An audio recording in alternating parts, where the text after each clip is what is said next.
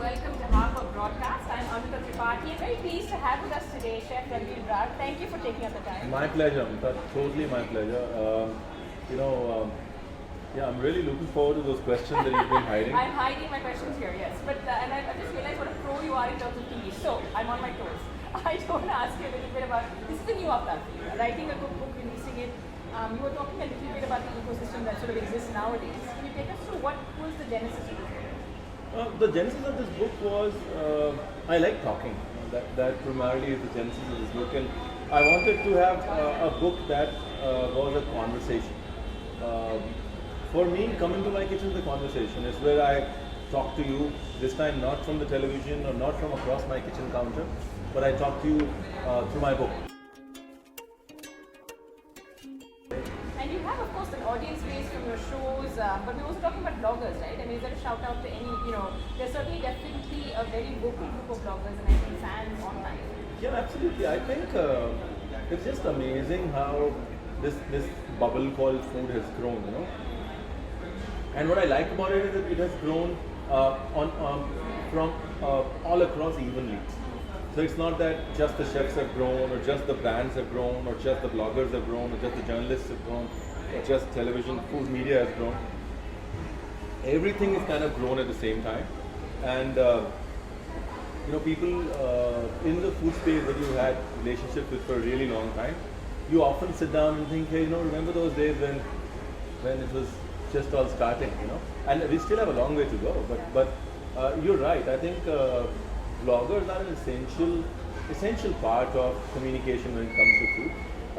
Overall, we live in a space where online conversations are as important as offline conversations. Feedback, conversations have to be instantaneous. They have to come to you right then and there. And electronic medium has given this power to be able to say something or listen to something as it happens in real time. Yeah. And that's where I feel bloggers play a very, very important role. In terms of food, I do want to ask you because we see a lot of trends, and like you're saying, I think it's the last 5 to 10 years that we're having these conversations about food, socio-culturally. You do a lot of shows, you do a lot of travel. When it comes to Indian food, Indian cuisine, what are your thoughts? Because I know right now in the West, for example, this trend of talking about slow food. Is this something that we've already known, we've forgotten, we're coming back to? Can you just put some of that in perspective? I think there's a lot of, you're right there. There's a lot of rediscovering your roots that's happening in the food space. The way I see it is that we are a very secure society overall, So we're not as enamored by what's happening outside. We are curious and interested about what's going on inside. And it might be our society, it might be our culture. And you're seeing that across the world, whether it's Denmark or around, you see suddenly Nordic food is being spoken about. 1500-year-old recipes are coming to the fore. In India, we're taking pride in regional, sub-regional cuisine. We're taking pride in culturally relating to food.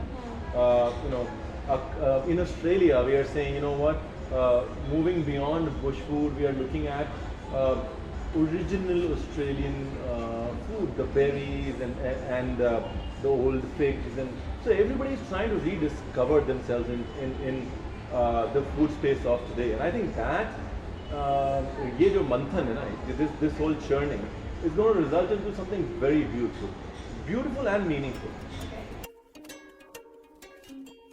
It's obviously impossible to ask you what's your favorite food. I know that you get this a lot, but for example, from the recipes you share in this book, can you take us through a little bit of the process of shortlisting those and say what would be one of your favorite foods from the recipes that fans would try?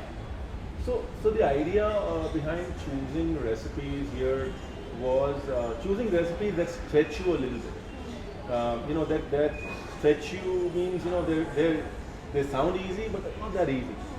The idea is that once you make it, you have a sense of accomplishment, right? Yeah, bana liya. So they stretch you to work more, and they also stretch you intellectually. Saying, oh, Tilgur papad with a Chinese eggplant, right?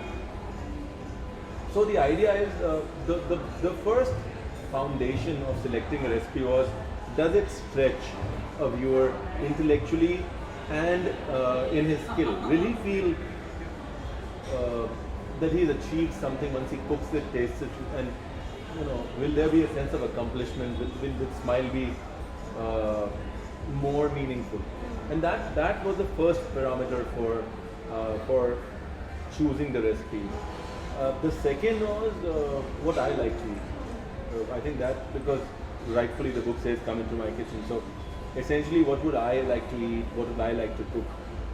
So they're my favorite not because they're great recipes, they're my favorites because I would eat them 5 days out of 10. So I went to Boston in 2006, 2005, and so every day when people called the chef out, and there's an Indian restaurant, chef aayega, he'll have those big mustaches, for some reason the stereotype was mustaches and a pot belly, right? So